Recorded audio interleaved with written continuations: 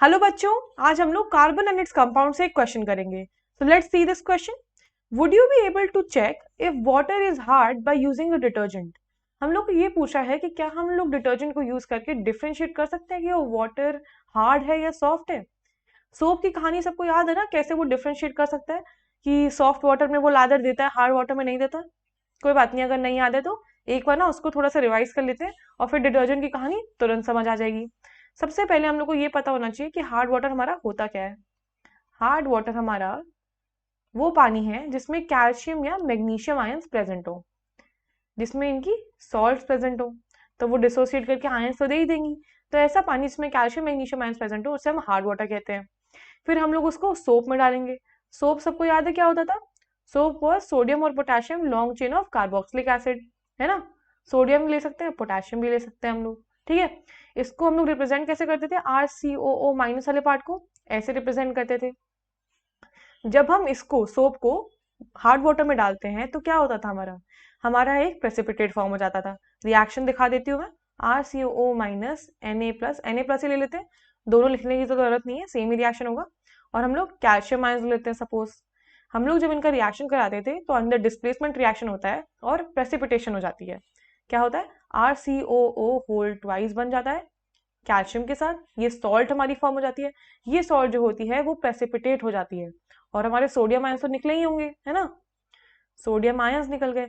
ये सॉल्ट जो प्रेसिपिटेट होती है, ये व्हाइट प्रेसिपिटेट अगर फॉर्म हो गया तो हमारे RCOO आयंस जो थे, जो मेन वॉशिंग प्रोसेस में काम कर रहे थे, वो तो यहाँ पे कंज्यूम हो गए, है ना। RCOO minus ions got consumed. तो हमारा लैदर प्रोड्यूस तो नहीं होगा, क्योंकि हम लोग का मेन वॉशिंग प्रोसेस किस में था? RCO माइनस आयंस पे तो हम डिपेंड कर रहे थे ना। Got consumed. तो क्या हुआ? Washing process डिस्टर्प्टेड।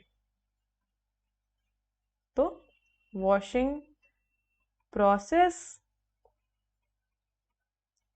डिसरप्टेड। और क्या हो गया? No lather produced. अगर RCO माइनस आयंस खत्म हो गए तो वॉशिंग कहाँ से होगी? तो कोई लैदर भी प्रोड्यूस नहीं होगा, है ना।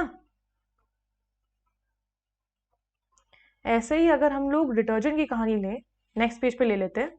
डिटर्जेंट की जब हम कहानी लें तो क्या होता है? डिटर्जेंट हमारा होता क्या है वैसे? डिटर्जेंट होता है अमोनियम और sulphonate long chain of carboxylic acid. Represent करते हैं उसे RCOO माइनस NH4 प्लस से। इसमें क्या होता है? जो हमारी R चेन होती है ना, वो थोड़ी सी डिफरेंट होती है। वो हम लोग ऐसे रिप्रेजेंट करते हैं, ऐसे। जो हमारी R चेन होती है उसमें कार्बन की ब्रांचिंग हो रखी होती है। तो जब हम ये इसको डिटर्जेंट को हार्ड वाटर में डालते हैं तो जो सॉल्ट बनती है हमारी, रिएक्शन करूं? चलो रिएक्शन कर लेते हैं पहले। RCO माइनस NH4 प्लस को हमने इस बार मैग्नीशियम ले लें, मैग्नीशियम ले लेते हैं। मैग्नीशियम आयन ले लिया और हम लोग की जो सॉल्ट बनी RCOO होल ट्वाइस Mg, और हमारा अमोनियम आयन तो निकलेगा ही, है ना। बट जो ये सॉल्ट बनती है, R चेन की ब्रांचिंग की वजह से ये सॉल्ट सॉल्युबल हो जाती है अंदर। डिटर्जेंट जो है वो जब डिजोल्व होता है अंदर सॉल्युबल हो जाता है, मतलब वापस डिसोसिएट कर जाएंगे। ये वापस डिसोसिएट कैसे कर जाएंगे? RCOO माइनस अपना अलग चला जाता है और मैग्नीशियम अपना अलग चला जाता है। तो हम लोग को क्या हुआ? RCO माइनस क्या हुआ? नहीं कंज्यूम हुआ यहाँ पे, नॉट कंज्यूम्ड। लिख दे?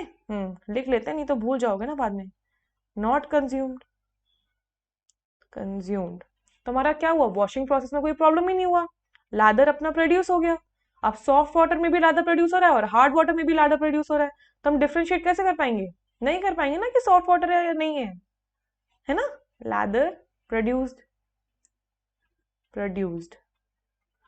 सो हम लोग का क्वेश्चन क्या था? Would you be able to check if water is hard by using a detergent?